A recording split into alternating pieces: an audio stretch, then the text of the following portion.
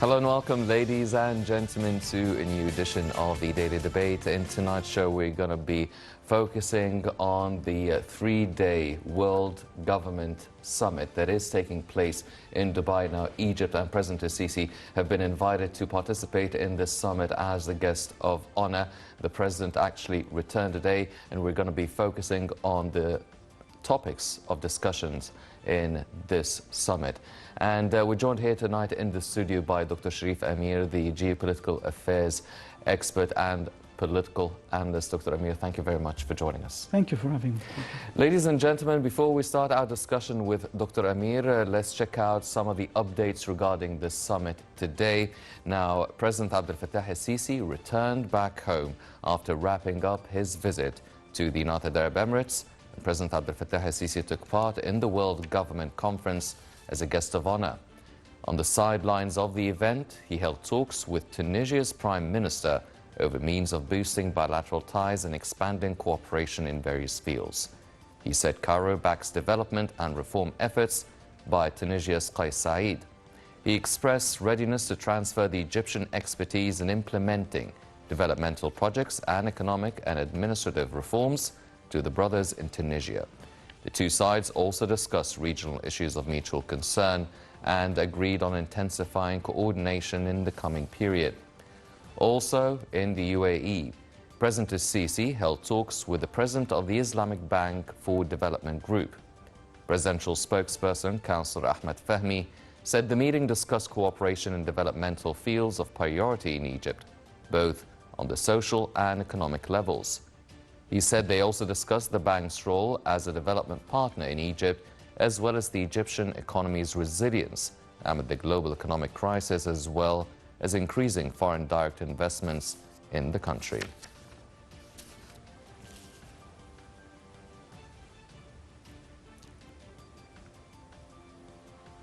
These were the latest updates and developments regarding the World Government Summit taking place in the UAE. Now let's check out this report about the summit and the participation of President Abdel Fattah el-Sisi, and we'll be right back.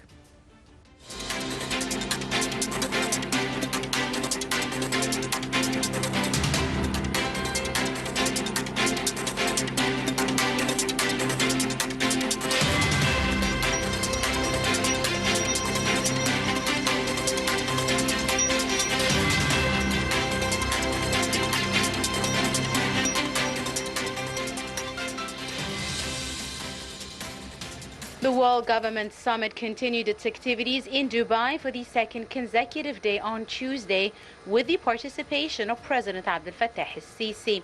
On the second day of the summit, Ahmed Abul-Ghait, the Arab League Secretary General, delivered a keynote speech during which he discussed the Arab world's development and prosperity. Abul-Ghait further shed light on how cooperation in the Arab world contributes to boosting the government's readiness for the future. Jassim Mohammed Al-Boudawi, Secretary General of the Gulf Cooperation Council, GCC, reviewed the importance of government partnerships across the GCC countries in fostering talent and leveraging human capital. The Director General of the Arab Organization for Administrative Development, the Arab League, highlighted the best practices to develop, boost the performance of the Arab world's public institutions in order to help governments in achieving their development goals. Egypt is participating as a guest of honor in this year's edition of the summit, as President Abdel Fattah el-Sisi addressed the three-day summit, which is being attended by nearly more than 20 heads of state and governments, more than 250 ministers, 10,000 government officials, in addition to hundreds of international experts. El-Sisi is heading a high-level delegation highlighting the administrative economic reform program and development projects and initiatives, amongst other topics. Sisi explained strategies and priorities of the Egyptian government at the economic and development levels. On the sidelines of the summit, President Sisi on Sunday held a bilateral meeting with the UAE President Sheikh Mohammed bin Zayed. Both leaders discussed a number of regional issues in a way that helps support the stability of the Arab region and the Middle East region. The meeting also dealt with ways to continue strengthening bilateral ties and developing cooperation frameworks in various fields. President Sisi posted summiteers on the Egyptian government economy as well as development strategies and priorities, especially under the subsequent crises the world is witnessing. His visit also includes bilateral meetings with prominent figures participating in the summit, including senior officials from regional and global economic and financial institutions. Egypt's participation this year will be the largest over the past editions of the summit, as it affirms the depth of the UAE-Egypt historical ties, which have extended over 5 decades and represented a distinguished model for bilateral relations amongst Arab countries based on integration and common interests.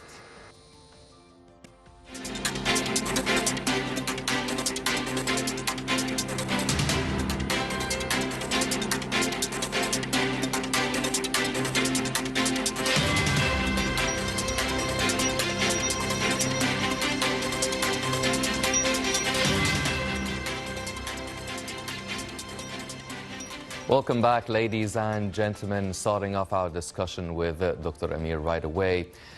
Dr. Amir, now the World Government Summit 2023 is taking part, obviously, in the UAE, and it's not the first time. I mean, the summit has been going on for a few years and giving awards to the best ministers and the best performances by different governments around the world. And there's a lot of light on the UAE, especially this year, since it will be hosting the COP28 as well. Now, let's first off start talking about President Sisi and Egypt being invited to this summit as a guest of honor. And we've seen yesterday the president taking the stage and giving his speech on many of the developments taking place in Egypt. Now, what is the significance and what does it highlight, the UAE inviting Egypt and President Sisi to be a guest of honor in the summit? Of course, we all know that in the Middle East, as in Europe, there is what we used to call the two elements, main elements were the French and the Germans. So in the Middle East now, in the Arab world, it's Egypt and the Emirates. Mm-hmm. We all know also that President Sisi made this visit because everyone was eager to understand, and he said it, that how did Egypt manage to survive what others didn't survive in this region? Countries maybe who have more riches than Egypt, like Libya, they had the oil, for example. Mm-hmm. They have these huge resources and they collapsed. We managed to go on. Iraq was a wealthy country also. So how did we manage to go on? Everyone wanted to listen to this experience. In addition, mm-hmm. everyone wanted to understand also what we hear in the media, that there are some economic difficulties, so how things are going. He had to explain all that, and mm-hmm. it was very impressive that he had this possibility to talk face-to-face with all the experts, especially the Gulf, because we're asking always for their investment in Egypt. So if they hear from the mouth of the president himself inside their territory, mm-hmm. and it's an open discussion, it wasn't only a speech, there were questions asked to him, from him internationally. It was a show of force mm-hmm. and transparency that we are telling the whole world. We had difficulties. We still have more challenges. As the president said, we have parallel challenges, and he explained what the meaning of parallel challenges. It means that all are the same in the same line. Mm-hmm. We couldn't give the priority for a problem and leave the other. We had to deal with every problem in the same moment, with all what we had in hands as ways of solution. Mm-hmm.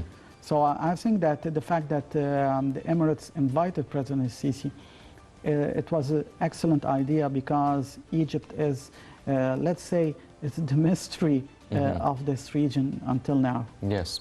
And Egypt, as you've mentioned, the President highlighted the kind of difficulties that Egypt has been going through since actually 2011, and he highlighted the role played by fellow Arab countries in supporting Egypt through different difficult times, and the UAE's help when there was oil shortages before the June 30th revolution as well, and they helped with it.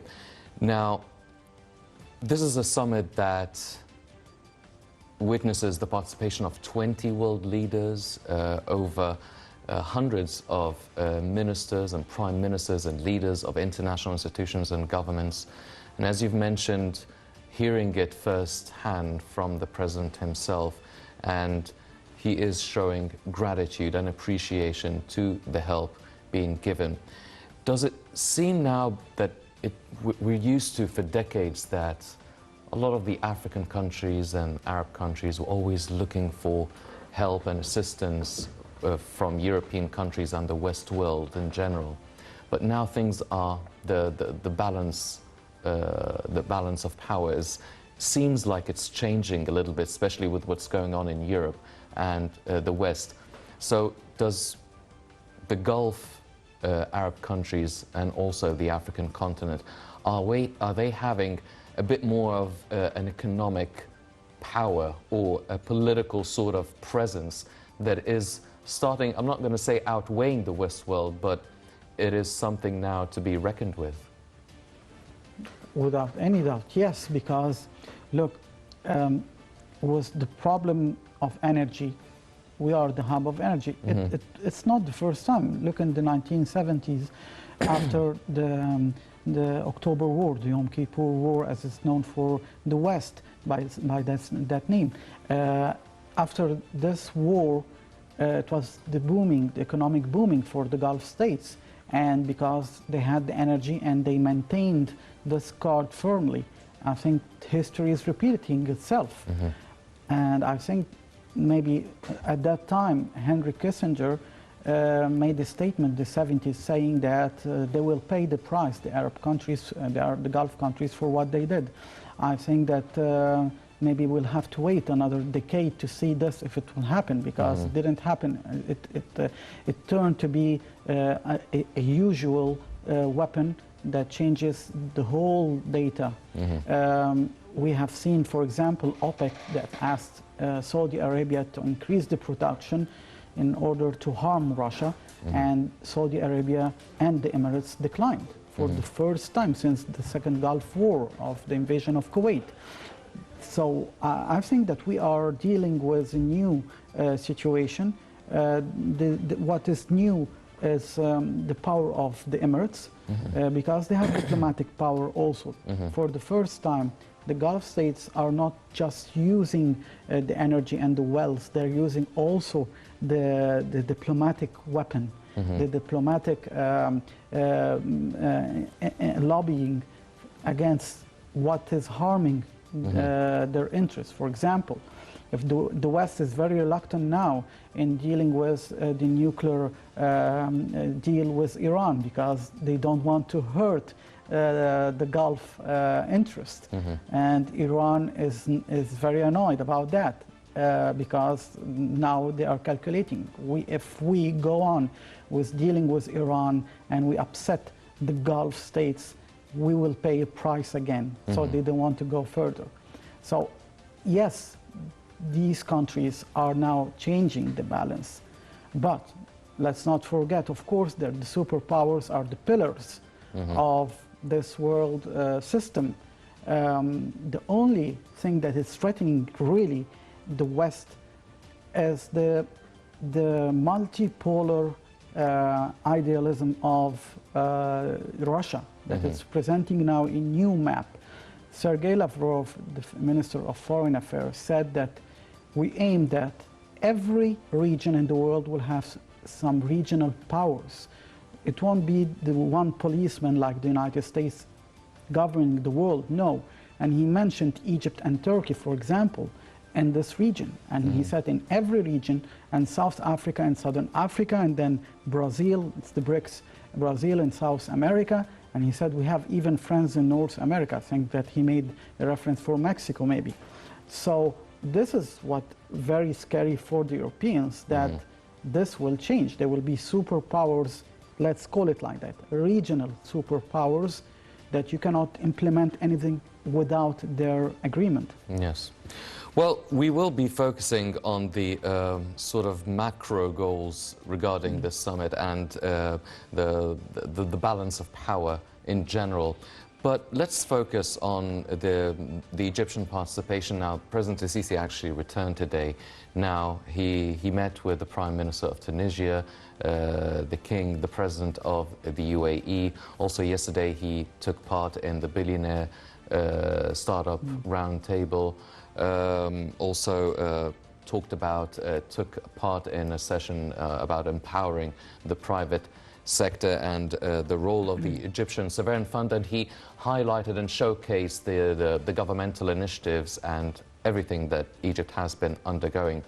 Now, where is the future now in terms of the Egyptian sort of strategy and initiatives? I mean, yes, we do have the 2030 Sustainable Development Goals. We have goals of achieving going green and renewable energy and all that sort of things.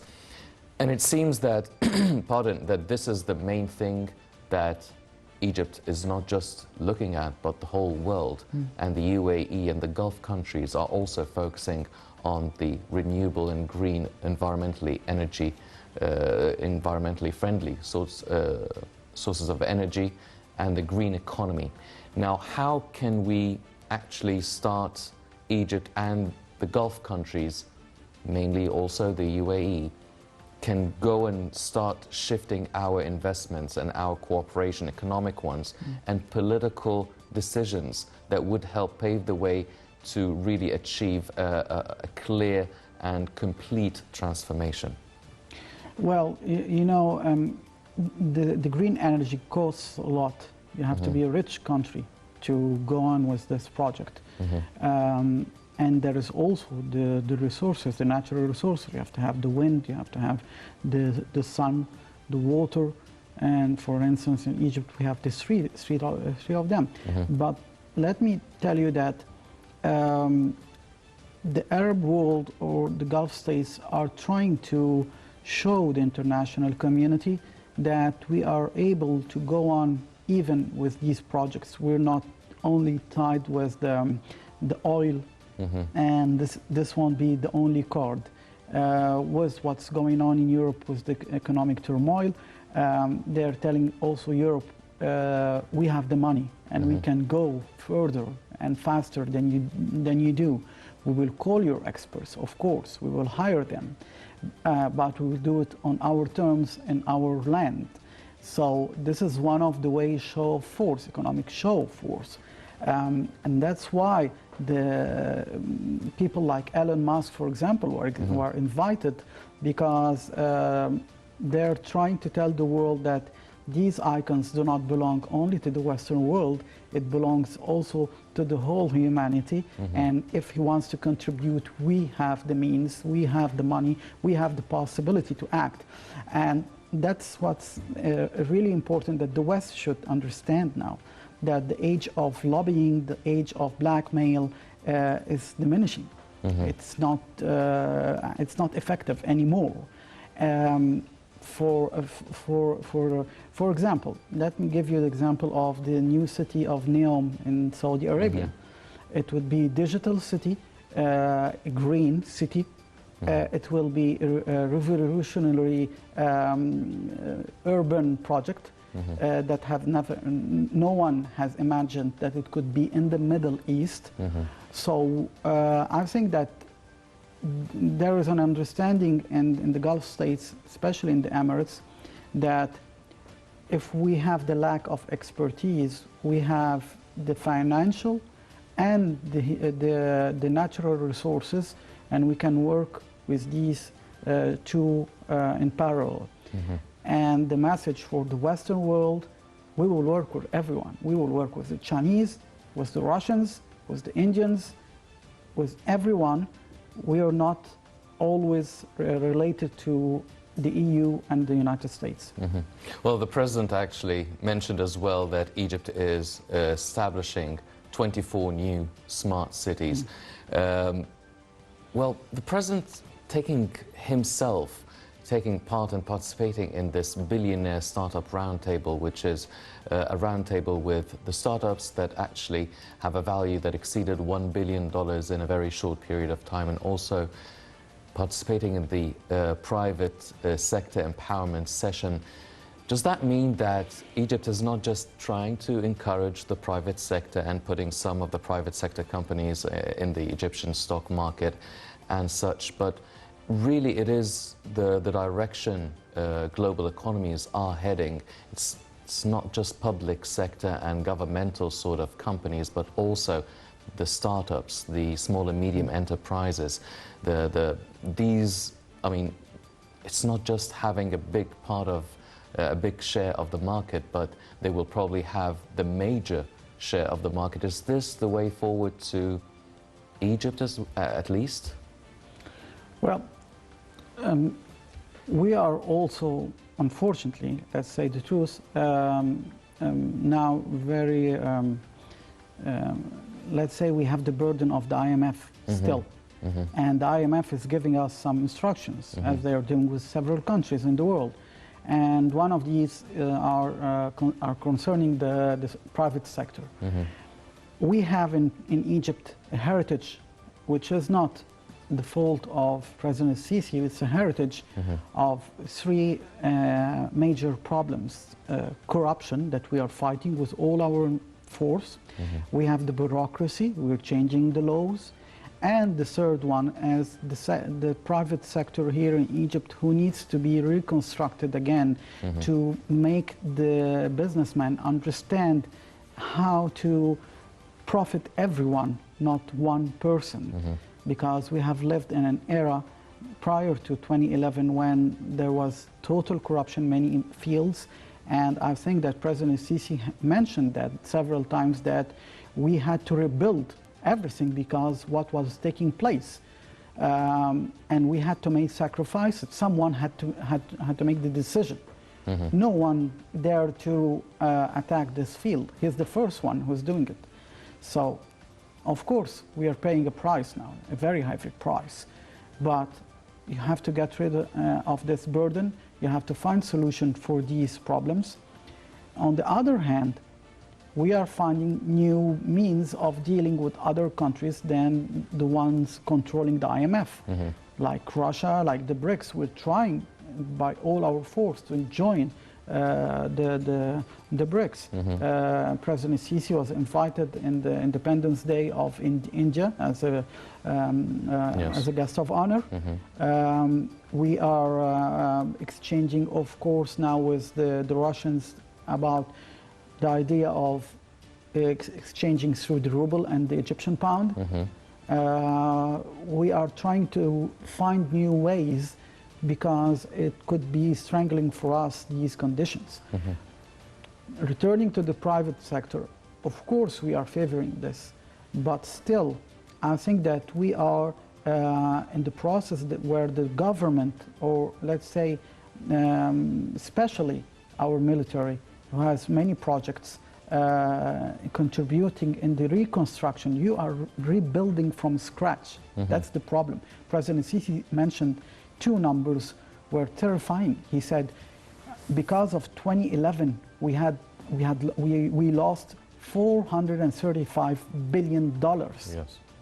And then the second number, he said, I will give you one sector, the transport, is 3 trillion Egyptian pounds.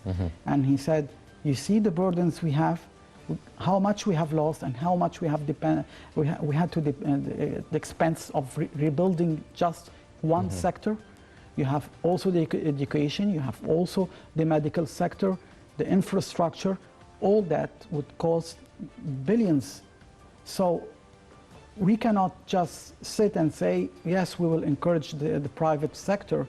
You have to be, as a country, as a state of law, you have to have your own infrastructure, a state with boundaries of laws, with facilities, with let's say also communication outside of Egypt, like what the president did. The president goes and speaks to everyone openly about his own countries, the pros and the cons, the negative and the positive, and what he's doing. So I think it's a huge, huge burden. It's public relations also, because we are an open world. So I think that when these investors outside of Egypt will listen to these explanations from the president, they will come to Egypt and they will contribute also in the private sector, and it will go on. Yes. Well, the president actually met Kristalina Georgieva from the IMF yesterday, and she commended the process of economic reform that Egypt has undertaken, which is something that people might be used to hearing, but it doesn't seem to be the case with many other countries who can't even meet the requirements of the International Monetary Fund. So let's take this commending of Kristalina Georgieva, along with his visit to India, as you've mentioned, along with the agreement with Russia in terms of the Egyptian pound and the ruble. I mean, all of these things, can we change that burden into some sort of an opportunity to really join the BRICS? And if so, how soon can that happen, and how will it actually benefit Egypt? Well, look, it depends on what's going to happen in the war between Russia and Ukraine, because let's not forget that Russia is the main contributor in the BRICS. And they will judge if, let's say it like that, if Egypt's membership will hurt the Americans, they will do everything that so we could join them. They won't hesitate. So, and they will favor us than Turkey, by the way. So I think that it depends on the geopolitical and military situation. Of course, building ties with countries like South Africa, India, Brazil, it's very important because they are members also. But I'm still sure that President Sisi is trying hardly to deliver the message to Washington and Brussels, which is the EU, the message that we are a sovereign country. We have our brothers in the Gulf states. We are delivering the same message also. If we meet with Joe Biden, next day is with Xi Jinping. We have also the economic and military ties with Russia.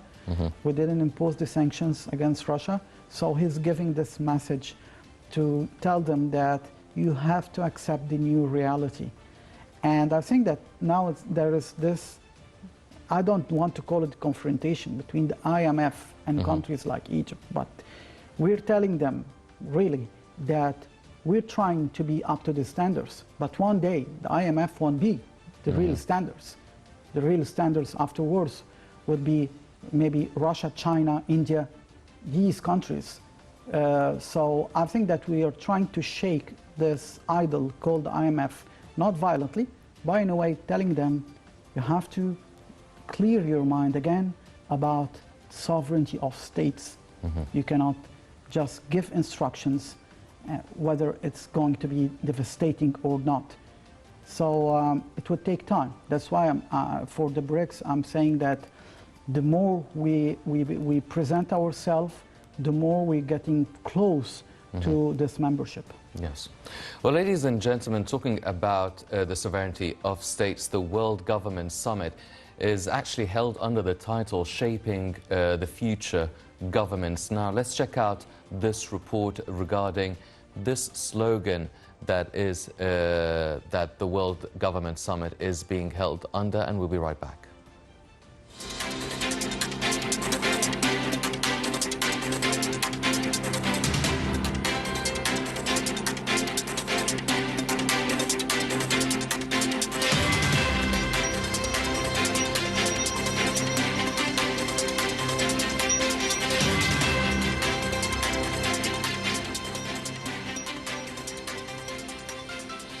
The 2023 World Government Summit is hosting a set of interactive dialogue sessions with 6 main themes, including accelerating development and governance, future of societies and healthcare, exploring the frontiers, governing economic resilience and connectivity, global city design and sustainability, and prioritizing learning and work.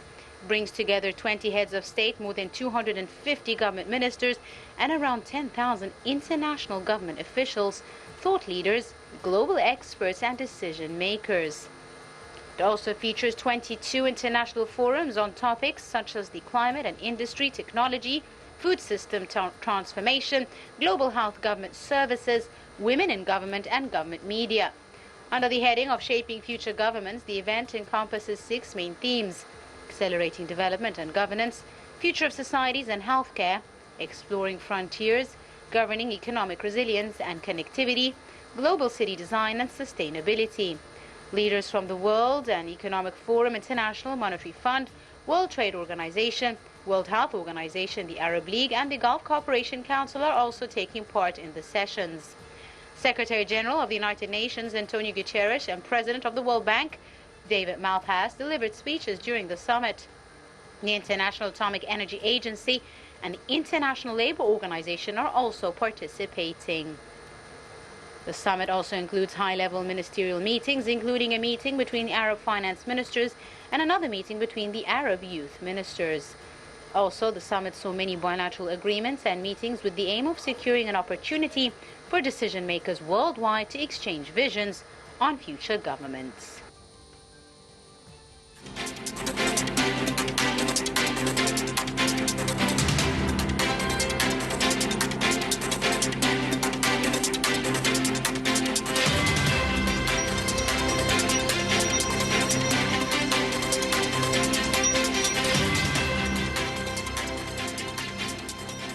Welcome back, ladies and gentlemen. Well, the World Government Summit is actually held under the slogan Shaping Future Governments, which consists of 6 main axes: the accelerating development and governance, future of societies and healthcare, exploring frontiers, governing economic resilience and connectivity, global city designs and sustainability, and prioritizing learning and work.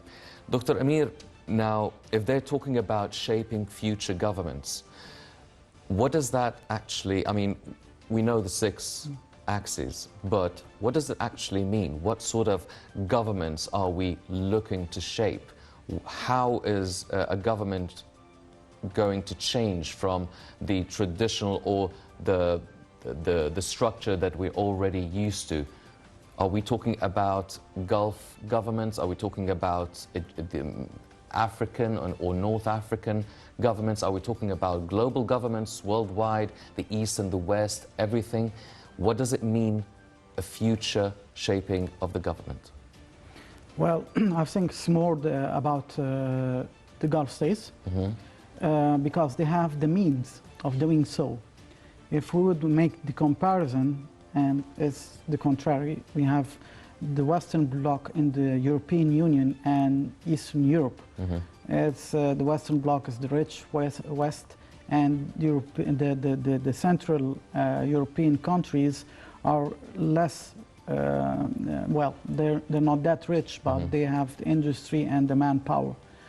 It's the contrary. We have in the East, in the Middle East, Southern Mediterranean. When you cross the Mediterranean, if you look at the map, you have then the Gulf states, which is the hub of all these riches, and then you go to the west. There is Egypt, Libya, and then the whole North African countries. So they are not that rich, but they have the manpower. So it's the same as we have in the north with the EU. So I think that they're trying to shape such a thing. If you remember, when the Gulf states had this economic union, they didn't accept countries like Iraq and Yemen in it, or Jordan. They used to say that we are the rich countries. I think now they're trying to remodel or copy the model of the EU after its expansion, when there is a bloc who has the rich resources, and there is a bloc who has the rich manpower, and how to be complementary. The only problem is that you still don't have, as this region of the Arab world, you still don't have the means of diplomacy and means of military influence. And let's say that the West achieved that point after the devastating 2 world wars and the industrial era that took place and the sacrifices that took place. So I think that the same thing with the Middle East. We still have to acquire all that. It's great to have all these conferences, but once they leave this conference, the reality is out there. It's not in there. That's the reality. There is a reality out there of, if we could speak for hours about green economy, but when you go out there, it's different. It's about the oil, the gas, the nuclear power, the armies. You have a huge different world that we see on the TV. Yes. It's the media gives us very bright image, but outside it's different. Yes. Well, what about the rest of the Asian continent? I mean, let's talk about India, Japan, China, obviously. Qatar recently signed a 27-year natural gas contract with China, the biggest of its kind.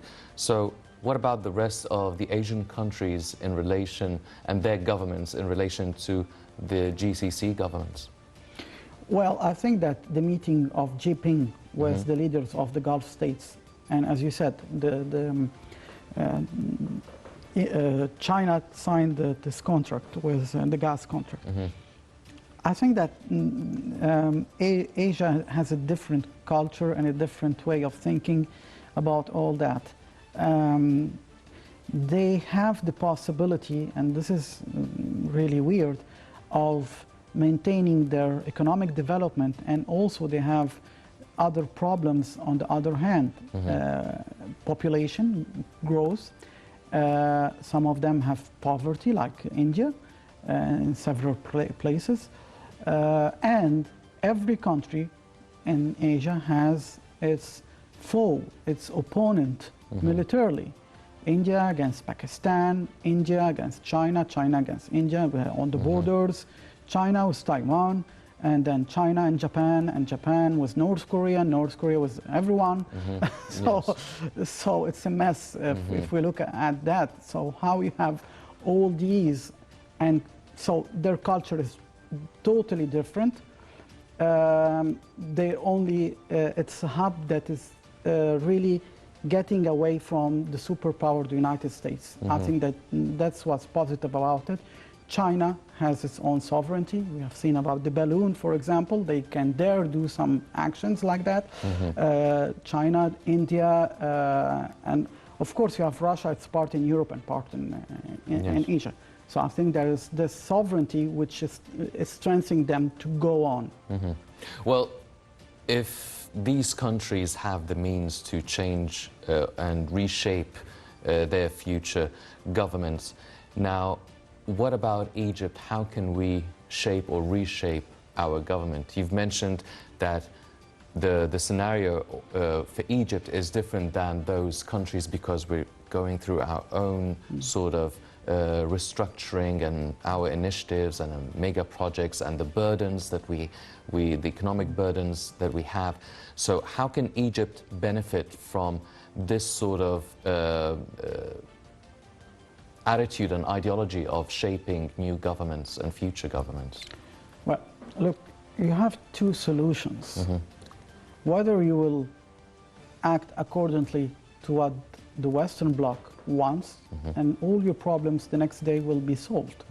You won't have any debt. We will be economically prospering very quickly, but we will pay a price, which is our sovereignty and our decision making. We have seen that. Yes.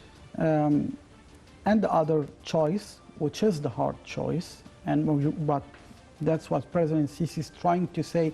But as you see, when you watch his speeches, sometimes he doesn't want to say the whole secret because some things we cannot just say.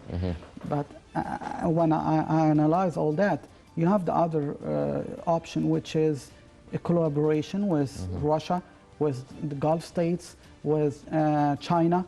I think that we are, as Egyptians, we want to try to find very close friends in this region, because in this storm, this is a storm, a worldwide storm. If you won't have allies, you won't have governments working with you, you will never be able to go on. Answering your question, how we will reshape our government like this model, I think we are trying to do some of the requirements about the green energy, making everything digital, but in the same time, we do not want to go further because it will cost a lot. Now it will cost money, the next day will cost our sovereignty. So we don't want to go that long.